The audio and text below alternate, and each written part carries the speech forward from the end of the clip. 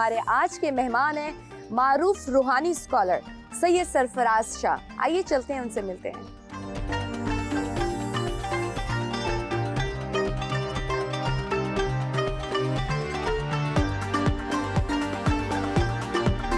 السلام علیکم، کیسے ہیں آپ؟ جی وعلیکم السلام. اللہ کا احسان. کیسا جا رہا ہے آپ کا رمضان مبارک؟ اللہ کا کرم. یہ مشکلات، بیماری یا پریشانی میں ہمیں اللہ تعالیٰ کا شکر ادا کرنا چاہیے یا اس سے چھٹکارے کے لیے دعا کرنی چاہیے؟ بڑا ٹیڈیس سوال ہے. اللہ سے ان تمام مصائب سے نجات کی دعا کرنی چاہیے. یہ جو آپ نے شکر ادا کرنے کی بات کی وہ تو بہت اوپر کے لیول کی بات ہے. وہ انتہائی بزرگ اور نیک ہستیاں یہ کام کرتی رہی ہیں کہ ہر حال میں اللہ کا شکر ادا کیا.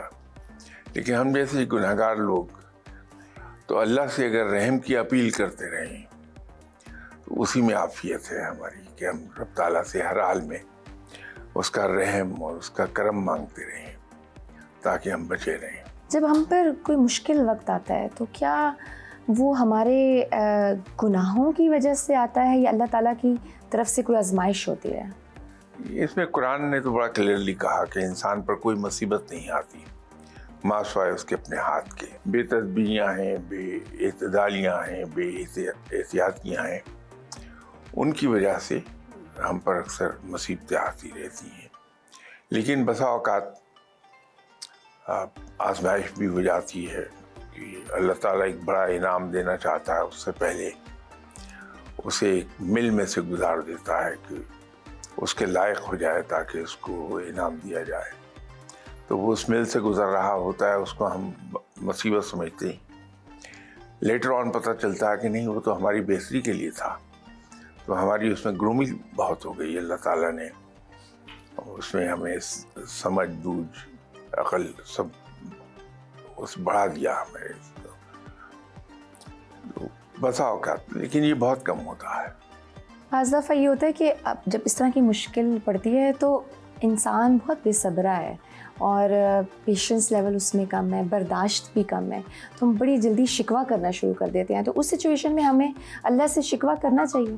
نہیں، شکوہ تو کسی حال میں نہیں کرنا چاہیے، اس لیے کہ اگر ہم اپنے ذہن میں کلیئر ہوں کہ ہمارا رب کے ساتھ تعلق کیا ہے. ہمارا تعلق ہے رب کے ساتھ آقا اور غلام کا. وہ آقا ہے، ہم اس کے بندے ہیں. یہ آقا کی مرضی ہے کہ وہ کیا کرتا ہے. یہ آقا کی مرضی ہے کہ سردی زیادہ کر دے، گرمی زیادہ کر دے. بندے کا، غلام کا کوئی کام نہیں کہ وہ اس پر اعتراض کرے یا اس کا کوئی گلہ شکوہ بیان کرے. تو اللہ سے گلے شکوے سے دور ہی رہنا چاہیے کیونکہ ہم اس کے بندے ہیں، وہ مالک ہے. لیکن اللہ کہتا ہے نا کہ جو میرے بارے میں گمان رکھو گے مجھے ویسا ہی پاؤ گے. اگر میں اللہ تعالیٰ کے بارے میں ان کی رحمت، ان کی کرم اور ان کی محبت کے بارے میں سوچوں گی تو میں اوبویسلی میں تھوڑا سا ہوتا ہے نا، جب میں ان کو ایز اے فرینڈ، دوست کنسیڈر کروں گی تو وہاں تھوڑا سا شکوہ بھی آ جائے گا. انسانی فطرت ہے. یہ بالکل آپ نے صحیح کہا کہ رب تعالیٰ خود سے اچھے گمان رکھنے ہی کہتا ہے کہ مجھ سے اچھے گمان رکھو، میں اچھا ہی کروں گا. گمان رکھنا اور بات ہے، گلہ شکوہ کرنا اور بات ہے. اس سلسلے میں اگر ایک چھوٹا سا قصہ بیان کر دوں تو میرا خیال ہے معاملات بڑے واضح ہو جائیں گے. کہ دنیا میں شاید سب سے زیادہ مشہور غلام ایک ہی گزرا ہے، وہ ہے ایاز. محمود غزنوی کا غلام تھا اور وہ اتنا منہ چڑھا تھا کہ اسے محمود غزنوی نے اپنے دربار میں جگہ دے دی تھی، دربار میں بیٹھتا تھا. تو ایک بار محمود غزنوی کے پاس فروٹ تھا، اس نے ایک اپنے وزیر کو دیا اور ایک فروٹ کا پیس ایاز کو دیا.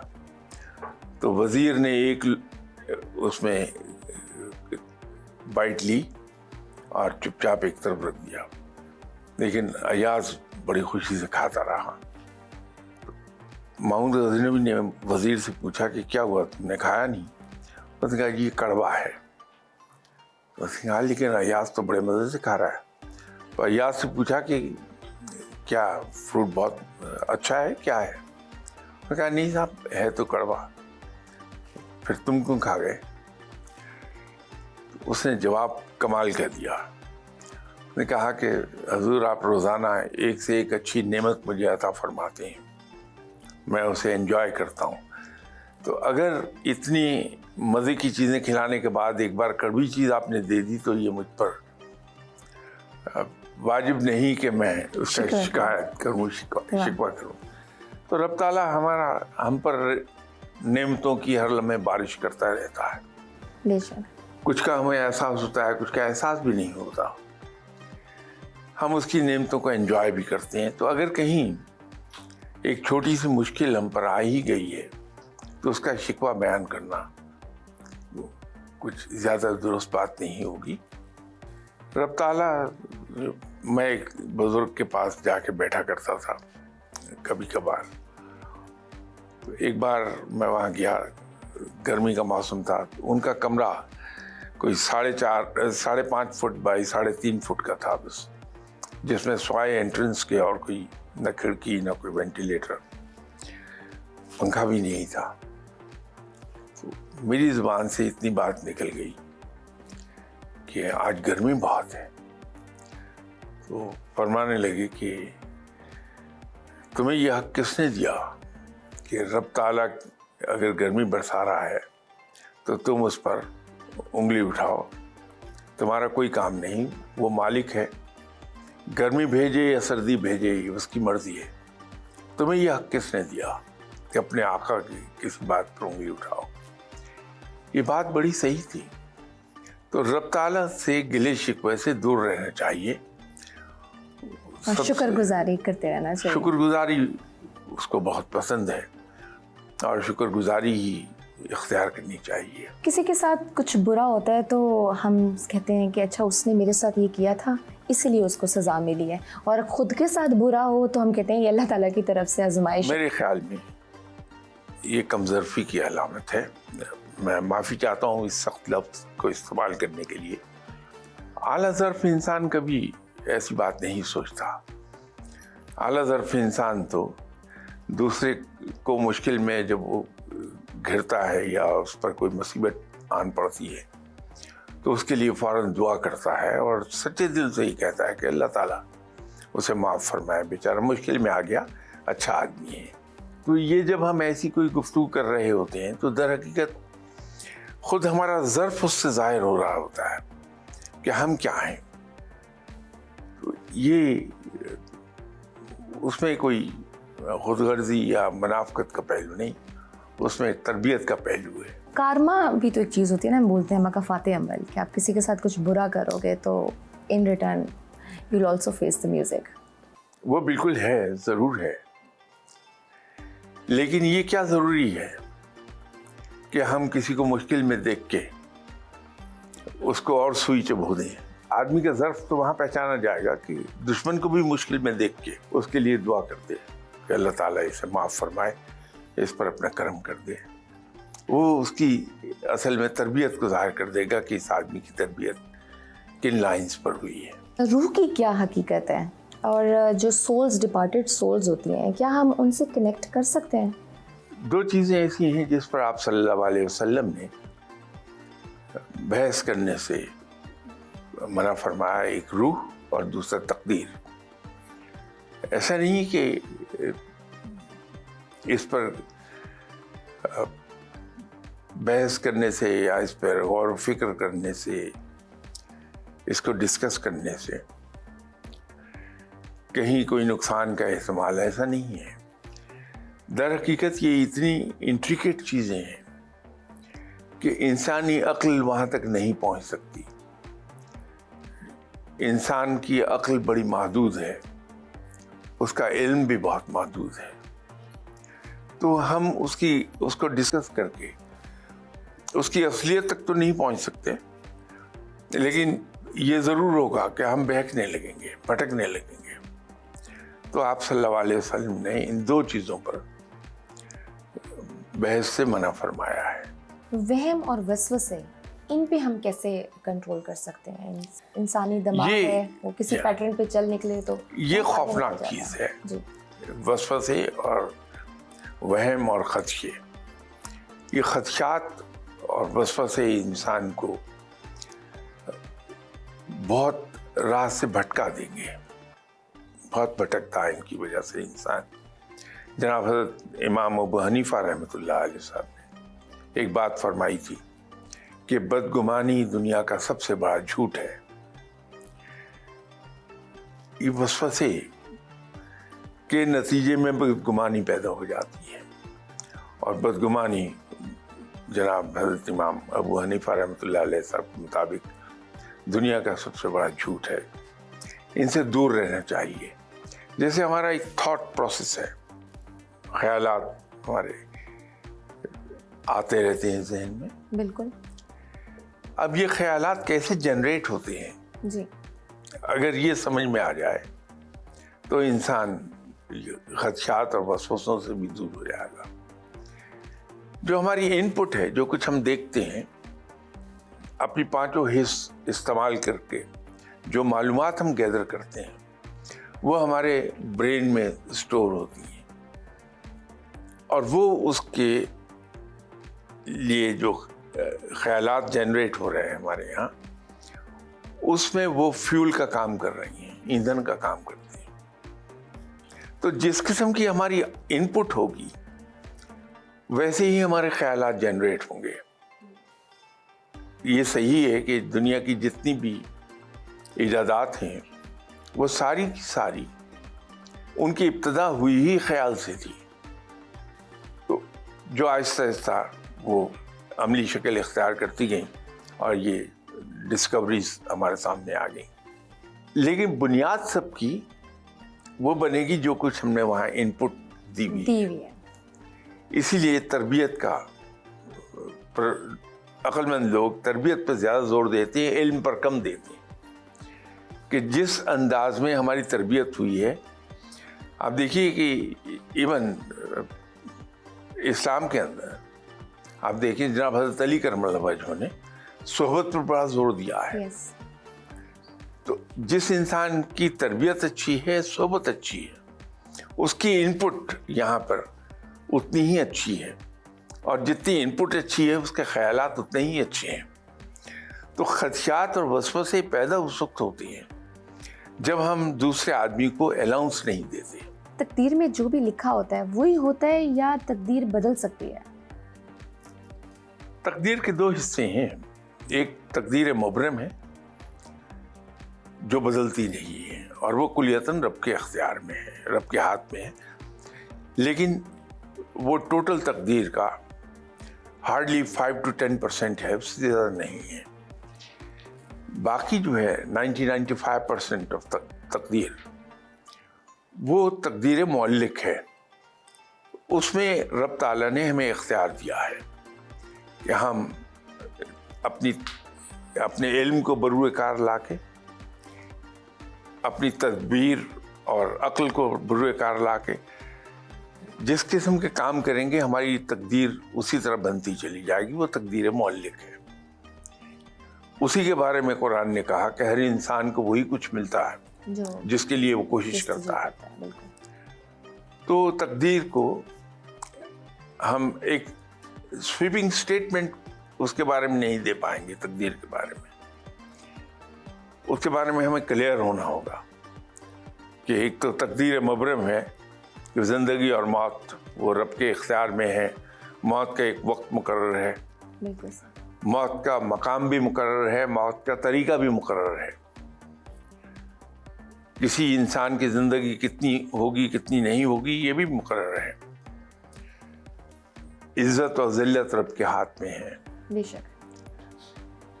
اسی طرح اور دوسرے معاملات، رزق ہے وہ بھی رب کے، وہ تقدیر مبرم کا حصہ ہے. باقی سب ہمارے اپنے اختیار میں ہے. آپ کے پاس جو لوگ آتے ہیں اگر وہ کہتے ہیں کہ ہمارے لیے دعا کرتے ہیں تو آپ وہی دعا کرتے ہیں جو وہ چاہتے ہیں یا پھر یہ کہتے ہیں کہ جو ان کے حق میں بہتر ہے اللہ تعالیٰ وہ کر دے؟ دیکھیے دعا اگر یہ کی جائے کہ یا باری تعالیٰ تیرا یہ بندہ ہے جو کہ یہ چاہ رہا ہے، اگر اس کے حق میں بہتر ہے تو اپنی رحمت کے صدقے سے کر دے، وہ بہترین دعا ہے، وہ کرنی چاہیے انسان کو۔ آپ عموماً کہتے ہیں نا پانی پیا کرو، کسی بھی چیز پہ ہو، کوئی شوگر کا پیشنٹ ہے، کیسے بھی، تو آپ یوزلی سیزر کہ پانی پیا کرو۔ آپ کیا وہ شو نہیں کرانا چاہتے کہ آپ کے پاس سم تھنگ از دیئر اور واٹ؟ نہیں کچھ نہیں۔ دیکھیے، پہلی تو یہ خوش فہمی آپ دور کر لیجیے میرے بارے میں، میں پوری سچائی سے کہہ رہا ہوں، جی، بہت گناہ گار انسان ہوں، آپ لوگوں سے شاید 1000 گنا زیادہ گناہ گار شخص۔ تو مجھ جیسے گناہ گار انسان کے پاس کیا ہو سکتا ہے؟ کچھ بھی نہیں ہے۔ لوگ مہربانی ہے ان کی، وہ خوش اعتقادی انسان ہیں۔ اگر کوئی آ گیا مجھ سے، اس نے کہا کہ دعا کر دو، دعا تو کوئی بھی کر دے گا۔ رب تعالیٰ سب کی سنتا ہے، رب اس مشرک کی بھی سنتا ہے جو اس کے ساتھ شرک کر رہا ہے، جو رب کو سب سے زیادہ ناپسند ہے۔ وہ اپنے ہاتھ کے بنائے ہوئے بت کے سامنے بیٹھ کے ہاتھ جوڑ کے اس بت سے مانگ رہا ہے، لیکن اس کی بات کو پورا رب تعالیٰ کر رہا ہے۔ تو وہ ایسا مہربان ہے، تو گناہ گاروں کو بھی سن لیتا ہے۔ آپ اس سے دعا کیجئے، وہ ضرور سنے گا، کوئی بھی کر لے۔ تو ایسے ہی اگر میں کروں گا دعا تو میری بھی سن لے گا۔ جن واقعی میں کوئی نقصان یا فائدہ دے سکتے ہیں؟ قطعی طور پر نہیں۔ انسان کو رب تعالیٰ نے اشرف المخلوقات بنایا ہے۔ جی، یہ شیطان جن ہی تو تھا جس نے سجدے سے انکار کیا تھا۔ بالکل۔ تو جس مخلوق کو فرشتوں نے سجدہ کر دیا اللہ کے حکم پر، اس کا مقام کتنا بڑا ہے۔ سجدہ تو اس کو کیا جاتا ہے جو خود سے بہت بلند ہو۔ بالکل۔ تو جو انسان جو اشرف المخلوقات ہے، فرشتوں سے بھی بہت بلند ہے، اس کو جن بیچارہ کیا کہہ لے گا؟ جن تو خود انسان سے ڈرتا ہے۔ اچھا، ہر غلطی کا ازالہ ممکن ہے؟ رب تعالیٰ معاف فرمانے والا ہے۔ ہم سے غلطی ہوتی، گناہ ہو جاتا ہے، اس کی معافی رب تعالیٰ سے مانگی جائے۔ رب تعالیٰ بڑا رحیم و کریم ہے، وہ تو اس انتظار میں رہتا ہے کہ میرا کوئی بندہ معافی تو مانگے، ایک بار میں معاف فرما دوں، توبہ کر لے، میں اس کی توبہ اس طرح قبول کروں کہ وہ نوزائیدہ بچے کی طرح گناہوں سے بالکل پاک ہو جائے۔ بعض دفعہ ایسے ہوتا ہے کہ جب کوئی مشکل پڑتی ہے تو تب ہمیں اپنا اللہ یاد آتا ہے، اور جب ہم بڑے آسان خوشحال ہوتے ہیں تو پھر ہم بھول جاتے ہیں۔ تو وہ جب مشکل پڑتی ہے اور جب اس کی بارگاہ میں جاتے ہیں تو ایک تھوڑی سی شرمندگی بھی ہوتی ہے کہ جب ضرورت پڑی ہے تو یاد کر رہے ہیں۔ یہی تو ناشکر گزاری کی نشانی ہے انسان کی، کہ میرے جیسا انسان جب راحت میں ہوتا ہے تو رب سے بڑی دور بھاگا ہوتا ہے، رب یاد نہیں ہوتا۔ جب مشکل پڑتی ہے تو رب کی طرف جاتا ہے اور اس کے سامنے ہاتھ جوڑتا ہے، ماتھا رگڑتا ہے، ناک رگڑتا ہے۔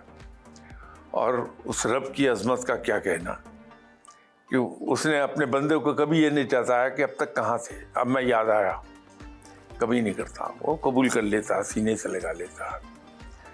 مناسب تو یہ ہے کہ راحت میں اور مصیبت میں دونوں میں یکساں طور پہ رب کے حضور ماتھا رگڑا جائے، ناک رگڑا جائے۔ آپ کے پاس کبھی کوئی ایسے آئے ہیں جو یہ کہیں کہ ہمارے لیے دعا کریں کہ نماز ہم قائم کر سکیں اور جھوٹ بولنا چھوڑ دیں، اس طرح کی خواہشات کا اظہار ہونا؟ بہت لوگ کرتے ہیں۔ اس کی وجہ یہ ہے کہ ہم بنیادی طور پہ سہل پسند ہو گئے ہیں۔ ہم نے دعا کو ایسا سمجھ لیا کہ وہ دعا ان کاموں کی کو بھی کر دے گی جو ہماری ذمہ داری ہے۔ نفس سے لڑنا ہمارا کام ہے۔ ہاں، اللہ سے توفیق مانگی جا سکتی ہے کہ یا باری تعالیٰ تو مجھے توفیق دے کہ میں گناہوں سے دور رہوں، وہ مانگنی چاہیے۔ لیکن یہ سوچنا کہ ٹھیک ہے کوئی دعا کر دے گا میں نماز پڑھنے لگ جاؤں گا، یہ پازیٹیو اپروچ نہیں ہے، اس سے دور رہنا چاہیے۔ زلزلوں کا انسانی اعمال سے کوئی تعلق ہے؟ یہ انفیکٹ اس کو ہم اس طرح لے لیں کہ یہ ویک اپ کال ہے، ہمیں جگایا جا رہا ہے کہ رب کی طرف لوٹ آؤ، تو اس کو ویک اپ کال سمجھیے آپ کہ ہمارے اعمال ڈز افیکٹ؟ جگا رہا ہے رب تعالیٰ، झटके दे के वो कंधा हिला रहा है कि अब भी उठ जाओ, वक्त है अभी भी। तो उसको अगर इस सेंस में ले लेंगे और रब की तरफ रजू करेंगे तो बड़ी पॉजिटिव अप्रोच होगी। हम लेंगे एक छोटी सी ब्रेक, देखते रहिए बाकमाल। Welcome back to बाकमाल। सर, हम अपनी ज़ाहिरी खूबसूरती के लिए तो बड़े जतन करते हैं, बड़ी एफर्ट्स लगाते हैं, मन को कैसे खूबसूरत बनाया जाए? इंसान के दो पहलू हैं, एक तो रूह है, दूसरा उसका जिस्म है। जिस तरह जिस्म की खुराक जी, हम उसको अपने खाने की सूरत में प्रोवाइड करते हैं, इसी तरह रूह की ग़िज़ा है और वो है इबादत और नेकी। मैं इसे इसलिए डिफ्रेंशिएट कर रहा हूँ कि ये दोनों एक दूसरे से अलग चीज़ें हैं। इबादत हैं और नेकी है, उसको सहूलत के लिए हम मामलात कह लें। जब तक कि हम इन दोनों को रब के अहकामात के मुताबिक नहीं करेंगे, वो पूरी तरह अदा नहीं होते। तो इबादत और नेकी दोनों मिल के हमारी रूह की परवरिश करती हैं। जितनी ज़्यादा इबादत हम एहतियात से करेंगे और नेकी में पर्टिकुलर होंगे, ये उतनी ही ज़्यादा हमारी रूह लतीफ़ होती चली जाएगी और उसमें एक खूबसूरती आती जाएगी, एक निखार आता जाएगा। और उसका, उस रूह के उस निखार का असर हमारे चेहरे पर, हमारी बॉडी लैंग्वेज में भी आता है। इसलिए कुछ लोगों से आप मिलें, वो बेशक अपने आप को कितना ही पोज करें कि वो बड़े गुनाहगार हैं, बहुत ही बुरे आदमी हैं, आपको जो वाइब्स आ रही होती हैं वहाँ से, वो बड़ी पॉजिटिव वाइब्स आ रही होती हैं। वो दर हकीकत उनकी अंदर की जो खूबसूरती है, वो उसकी वजह से उनकी जो मैग्नेटिक वेव्स जो बॉडी से एमिट हो रही हैं, वो पॉजिटिव होती हैं हर एक के लिए। यस, बिल्कुल। तो अगर हम रूह को खूबसूरत करना चाह रहे हैं तो मैं इबादत और नेकी दोनों को बैक इकट्ठा करके लेके चलना होगा। आपने वाइब्स की बात की, तो ये जो वाइब्स हैं, क्या हर इंसान महसूस कर सकता है अगले इंसान का एक ऑरा? महसूस हर कोई करेगा, सिर्फ उसकी शिद्दत में, उसकी इंटेंसिटी वो वेरी कर जाएगी। और वो किस चीज़ पे डिपेंड करेगी? जो रिसीव करने वाला है उसकी अपनी रूह की लताफत किस डिग्री पर है, तो उतनी ही शिद्दत से वो उसको वसूल कर रहा होगा, उसे रीड कर रहा होगा। ख्वाबों से हकीकत का कितना ताल्लुक है? ये बड़ा इंट्रिकेट मामला है। ख्वाब को हम इस तरह से आउटराइटली नहीं कह सकते कि ये ख्वाब है, इसकी ताबीर ये है। ख्वाब के अंदर दो चीज़ें बहुत मैटर करती हैं। एक तो ख्वाब देखने वाले की रूहानी कैफियत क्या है, नंबर दो वो रात के किस हिस्से में देखा गया है। जो सोने के फ़ौरन बाद हम ख्वाब देखते हैं, वो आमतौर पर नतीजा होते हैं हमारे डाइजेशन सिस्टम के नतीजे में पैदा होने वाली अच्छाई या ख़राबी, जो भी कहिए, उसके नतीजे में वो दिखाई देती हैं। सोने के 2-2.5 घंटे के बाद जो ख्वाब हमें आते हैं, वो हमारा लाशऊर ने दिखा रहा होता है। रब ताला ने ये इस जहन को बड़ी खूबसूरत चीज़ बनाया। इसकी कुव्वतें बेपनाह हैं और वहाँ तक अभी तक कोई साइंस तो पहुँची नहीं, रीड कर ले। तो इंसान के दिमाग के 3 हिस्से हैं, एक कॉन्शियस माइंड है, एक सबकॉन्शियस माइंड है और एक अनकॉन्शियस माइंड है। हमारी बहुत सी ख्वाहिशात होती हैं जो पूरी नहीं हो पाती, वो स्टोर हो जाती हैं हमारे सबकॉन्शियस में या लाशऊर में, जो भी उसे कहिए आप। अगर वो लाशऊर हमें ख्वाब दिखा के उन ख्वाहिशात को ख्वाब में पूरा होता हुआ न दिखाए तो हम तो शायद पागल हो जाएंगे। वो एक सेफ्टी वेल्व है जो अल्लाह ने रखा हुआ है, तो टू पेसिफाई। हाँ, अच्छा, वो ख्वाब हमें हमारा लाशऊर दिखा रहा होता है और उसमें हमारी वो नाआसूदा ख्वाहिशात पूरी हो रही होती हैं। लेकिन जो रात का पिछला पहर है, नमाज से थोड़ी देर पहले का, उसमें नज़र आने वाले ख्वाब आम तौर पर इत्तलाई ख्वाब होते हैं कि उसके वो सच्चे होते हैं उसमें। तो ख्वाब के बारे में तो ये है। तो اب اندھاधुन تعبیر بتا دینا وہ صحیح تعبیر نہیں ہوگی. اس لیے کہا جاتا ہے کہ خواب کے بارے میں 2 چیزوں پہ احتیاط کیجیے. ایک تو خواب کو دن کے 2 بجے سے پہلے سنا دیجیے کہ 2 بجے کے بعد اسلامک ڈیٹ کے مطابق دن کا زوال شروع ہو گیا ہوتا ہے. رائٹ. اور دوسری بات یہ ہے کہ خواب اس کو سنائیے جس کے بارے میں آپ کو یقین ہو جائے کہ یہ علم تعبیر رکھتا ہے. حسد نقصان پہنچا سکتا ہے؟ یقینی طور پہ حسد بہت بری چیز ہے. یہ حسد کرنے والے کو زیادہ نقصان دیتا ہے بنسبت جس سے حسد کیا جا رہا ہے اس سے. خود حسد کرنے والے کو بے تحاشا نقصان ملتا ہے. آپ جب درویش لوگوں سے ملتی ہیں، فقیر لوگوں سے ملتی ہیں، تو انسان بعض اوقات اگر سوچے تو بڑا حیران ہوتا ہے کہ ان درویشوں کے پاس نہ رہنے کو کوئی اچھا مکان ہے، نہ آسائشیں ہیں، سر پہ چھت پوری نہیں ہے، جسم پر لباس پھٹا پرانا ہے یا پورا نہیں ہے، کھانے کو میسر نہیں. اس کے باوجود ان کے چہرے پر ایک اطمینان اور خوشی کی شکوہ نہیں سنیں گے، شکر. ہاں، فیس سے امٹ ہو رہا ہوتا ہے، ایٹ پیس. صاف لگتا ہے کہ چہرے سے اس کے امٹ ہو رہا ہے کہ یہ بڑا مطمئن اور بڑا خوش انسان ہے. وہ خوشی اور وہ اطمینان اصل میں اس بھروسے کے نتیجے میں پیدا ہو رہا ہے جو اس درویش کو اپنے رب پر 100% ہے کہ میرا رب موجود ہے، وہ مجھے پالے گا. بس وہ اطمینان اس کے لیے کافی ہے، اس کو بڑی صحیح جگہ پہ رکھتا ہے. انسان بڑے سپرسٹیشیس بھی ہوتے ہیں. ہم کچھ رنگوں کو لے کے بڑے سپرسٹیشیس ہوتے ہیں، یہ منحوس ہے، یہ اچھا ہے، کالی بلی نے راستہ کاٹ لیا ہے تو اب تو دن خراب ہو گیا ہے. یہ اس طرح کی چیزیں، یہ ان میں کتنی حقیقت ہے؟ مسلمان ان چیزوں پر یقین نہیں رکھتا، اسے منع ہے ان باتوں پہ یقین رکھنا. تمام دن رب کے بنائے ہوئے ہیں، تمام تاریخیں رب کی بنائی ہوئی ہیں، تمام ساعتیں رب کی بنائی ہوئی ہیں، تمام چیزیں رب ہی کی طرف سے ہیں. وہی اچھا کرتا ہے، وہی انسان کے لیے دنوں کو پھیرتا رہتا ہے انسان کے درمیان. تو مسلمان کا تو ایمان یہ ہے، وہ ان چیزوں کے پیچھے نہیں جاتا. اس کو ایک بات کا پتہ ہے کہ میرا رب میرے ساتھ ہے، میں ان چیزوں سے بہت آگے ہوں، یہ کچھ نہیں بگاڑ سکتی میرا. نظر برحق ہے بے شک.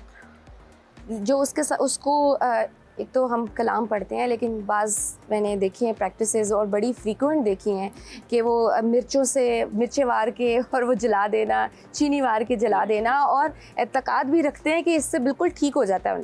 سب سے اچھا علاج کلام الہی ہے، وہ پڑھا جائے. اور خاص طور پہ وہ دعائیں جو آپ صلی اللہ علیہ وسلم نے فرمائی ہیں نظر بد سے بچنے کے لیے، انہیں کیا جائے تاکہ نظر بد سے انسان دور رہے. بہترین صدقہ کیا ہے؟ اللہ کی راہ پر دی جانے والی ہر چیز اچھی ہے، صدقہ ہے، وہ فائدہ دیتی ہے. لیکن میرے خیال میں بہترین صدقہ وہ ہے جو اللہ کو 3 چیزیں بہت پسند ہیں، ہم اسے ہی اللہ کے نام پر کر دیں تو بہترین صدقہ کا کام کریں گی. ایک تو بھوکے کو کھانا کھلانا، دوسرا غلام کو رہا کرانا. آج کل غلام تو ہے نہیں، اس کا سبسٹیوٹ ہمارے پاس یہ ہے کہ جیلوں میں بہت سے آپ کو قیدی ایسے مل جائیں گے جو اپنی قید پوری کر چکے ہیں لیکن تھوڑی تھوڑی اماؤنٹ جرمانے کی ہے جو ادا نہیں کر پا رہے، جیل میں پڑے ہوئے ہیں. اب عید آ رہی ہے، اس سے اچھا صدقہ اور کیا ہوگا کہ ہم اپنے بجٹ کے مطابق قریبی جیل کے سپرنٹینڈنٹ سے لسٹ لے لیں. ایسے وہ قیدی جن کے تھوڑے تھوڑے جرمانے باقی ہیں، قید وہ پوری کر چکے، تو وہ ہم ادا کر کے ان کو عید کے کچھ تھوڑے سے پیسے بھی دے دیں، کپڑے بھی دے دیں، تاکہ وہ اپنے بچوں میں جا کے عید منا لیں. میرے نزدیک بہت بڑا صدقہ ہو جائے گا. اور تیسرا ہے کہ مقروض کا قرض ادا کرنا. صدقہ بلاؤں کو کیسے ٹالتا ہے؟ میرے نزدیک سب سے ضروری اس سارے معاملے میں رازداری ہے کہ یہ سب کام اتنی رازداری کے ساتھ کیے جائیں کہ خود انسان کی اپنی ذات کو پتہ نہ چلے کہ میں نے یہ کر دیا، تاکہ کسی کی عزت نفس مجروح نہ ہو جائے. جب رب راضی ہوگا، اس کی پسندیدہ فعل انسان کرے گا، جیسے یہ 3 اس کو بہت پسند ہیں کام: بھوکے کو کھانا کھلانا، غلام کو آزاد کرانا، مقروض کا قرضہ ادا کر دینا. تو جب رب راضی ہوگا تو پھر انسان سے بلائیں ٹل جاتی. سر مجھے لینی ہے ایک چھوٹی سی بریک. بابا میری ٹیم اشارہ کریے بریک لیں، دل تو بالکل نہیں چاہ رہا. دیکھتے رہیے با کمال. ویلکم بیک ٹو با کمال. سر یہ بتائیے آپ دن کا آغاز کیسے کرتے ہیں؟ آج کل تو چونکہ میں ریگولر نوکری میں نہیں ہوں بلکہ ایز ایڈوائزر کام کر رہا ہوں، تو اس لیے وہ پہلے کی سی پابندی تو ہے نہیں. سو کے اٹھنے کے بعد پھر دفتر کے کام کا آغاز ہو جاتا ہے. اس سے جب فارغ ہوتا ہوں گھر میں اپنے فیملی کے ساتھ وقت گزرتا ہے. کوئی سوشل لائف اتنی زیادہ ہے نہیں میری، تو یا گھر ہے یا آفس کے کام ہے. کتنا وقت عبادت میں گزارتے ہیں؟ میں گناہگار آدمی ہوں، میں نے عبادت کیا کرنی. یہ عبادت کرنا تو نیک لوگوں کا کام ہے. رمضان میں لیلۃ القدر کی کیا پہچان ہے؟ دیکھیے، لیلۃ القدر رب تعالیٰ نے خفیہ رکھی ہے، اس لیے اس کی کوئی ایسی پہچان آتھینٹک تو ہو نہیں سکتی. مختلف بزرگان دین نے اسے بیان کیا ہے کہ لیلۃ القدر میں ساتھ ایسی آتی ہے کہ خاموشی چھا جائے گی، بہت اس میں سکون ہوگا. اب یہ وہ چیزیں ہیں جو ریلیٹیو ہیں، ان کو ہم آتھینٹک کہہ نہیں پائیں گے. یہ انسان کے اپنے احساسات اور محسوسات پر ہے. تو رب تعالیٰ نے اسے چھپایا ہے، تو اس لیے اس کو عیاں اللہ نے سائنس سے بھی عیاں نہیں کیا. جیسے میں نے عرض کیا کہ نیک لوگوں نے اپنے اپنے محسوسات کے مطابق کہا، اس لیے میں نے اس سے ریلیٹیو ٹرم کہہ دیا. تو لیلۃ القدر رب نے چھپائی ہے، وہ چھپی ہوئی ہے. اس میں حکمت یہ ہے کہ بجائے اس کے کہ ہم ایک رات جاگ کے عبادت میں گزار لیں، تو کم از کم آخری اشرا جو بہت ہی اپنے اندر رحمتیں لیے ہوئے ہے، اس میں اگر ہم جاگیں کہ تاک راتوں میں جاگ لیں اور تلاش کریں اس رات کو، تو ہم جب ہر رات کو جاگتے ہیں تو اس سے ہمارا اپنے ہی بھلا ہوتا ہے کہ ہم پوری رات جاگتے ہیں، اپنی عبادت کر رہے ہیں. اس سے جو کچھ انسان کی اندرونی کیفیات ہیں اس میں بلا کی جلا ہے وہ بخشی جاتی ہے. روحانیت ریاضت سے آتی ہے یا یہ صرف عطا ہے؟ ہماری جو سوچ ہے وہ ابتدا ہے ہر کام کی.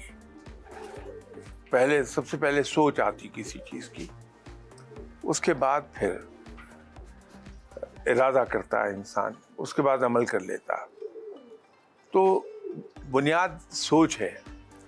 اگر انسان کی اپنی سوچ پازیٹیو ہو گئی، تو پازیٹیو سوچ کے نتیجے میں جو وہ ارادے کرے گا وہ بھی پازیٹیو ہوں گے، اور ان پازیٹیو ارادوں کے نتیجے میں جو وہ عمل کرے گا وہ بھی پازیٹیو ہوں گے.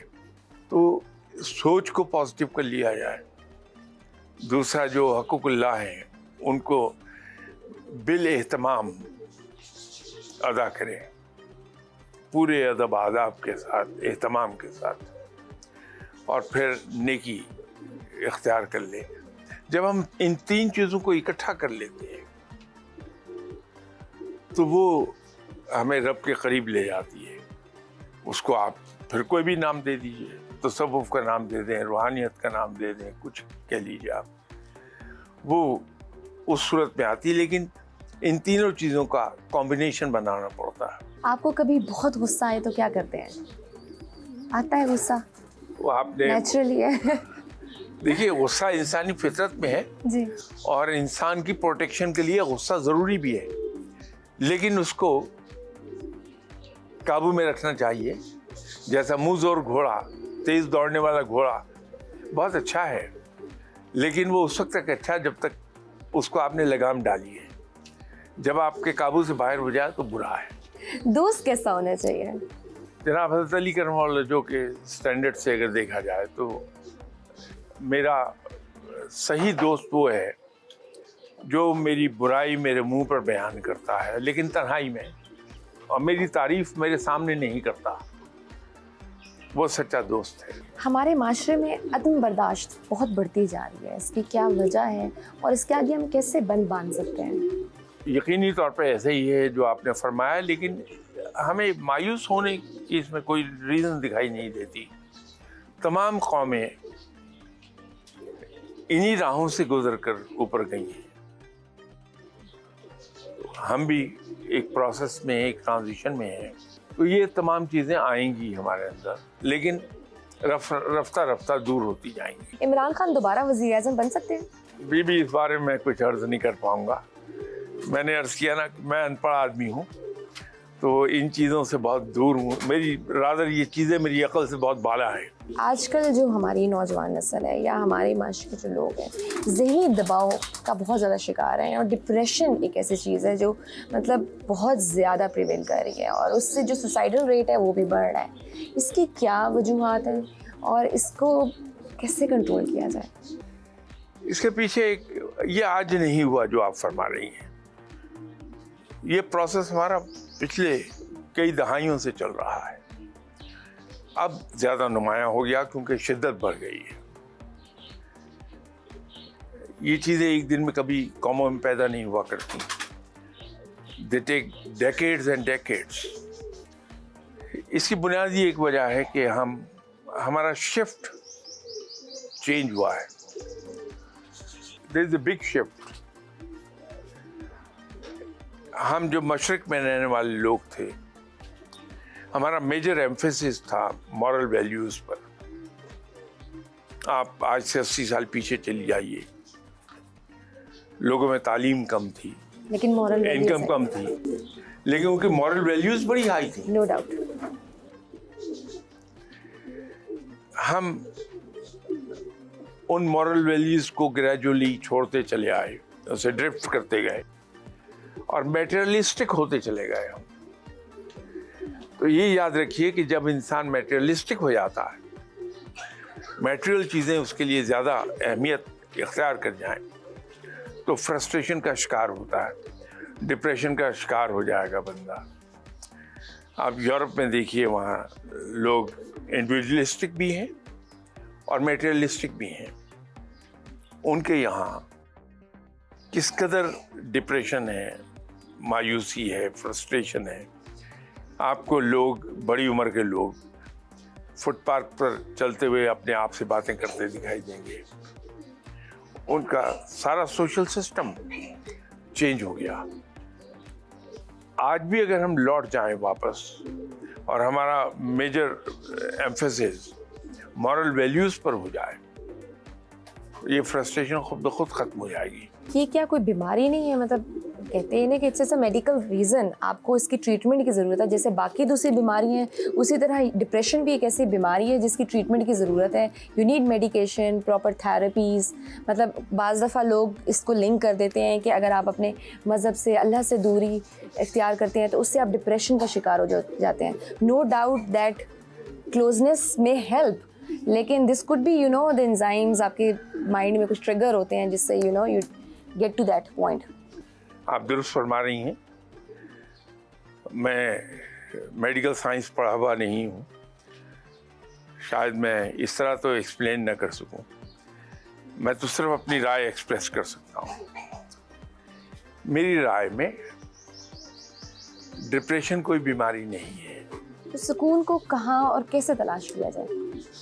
برٹرنڈ رسل نے، اس کی ایک کتاب ہے دی ہیپینس، وہ سچی خوشی کی تلاش میں نکلا اور دنیا بھر میں گھوما، ہر طبقے کے لوگوں سے وہ ملا، لیکن بقول اس کے مجھے کوئی آدمی ایسا نہیں ملا جس کو سچی خوشی حاصل ہو۔ سب اندر سے فرسٹریٹڈ تھے۔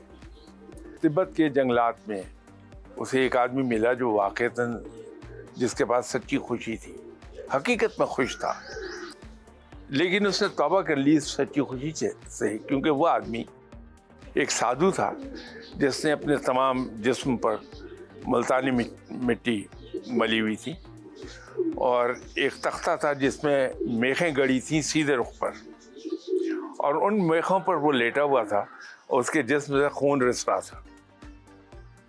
تو اس نے وہ کہتا یہ ہے کہ یہ سچی خوشی نظر آ گئی، لیکن میں نے توبہ کر لی، مجھے سچی خوشی نہیں چاہیے.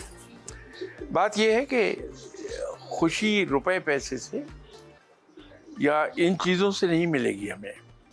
سچی خوشی ایک ہی صورت میں ملتی ہے کہ ہم لوگوں میں خوشیاں بانٹنے لگے. اشفاق صاحب کہتے تھے نا آسانیاں بانٹو، جتنی آسانیاں بانٹو گے اتنی آسانیاں ملیں بے گی. شک. اسی خوبصورت نوٹ پہ اپنے ویئر سے اجازت چاہیں گے. دیکھتے رہیے باکمال. اللہ حافظ.